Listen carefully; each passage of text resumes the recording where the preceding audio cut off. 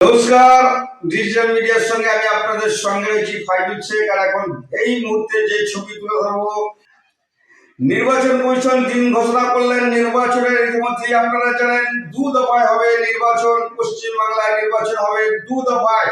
প্রথম দফা নির্বাচন হবে 23শে এপ্রিল।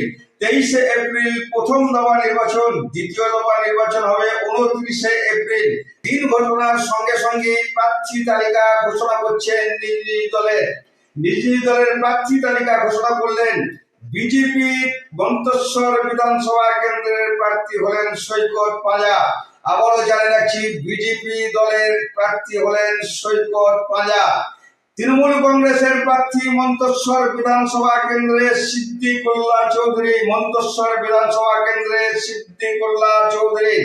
আবারও জানিয়ে রাখছি, মন্তেশ্বর বিধানসভা কেন্দ্রে তৃণমূল কংগ্রেসের প্রার্থী হলেন সিদ্দিকুল্লাহ চৌধুরী।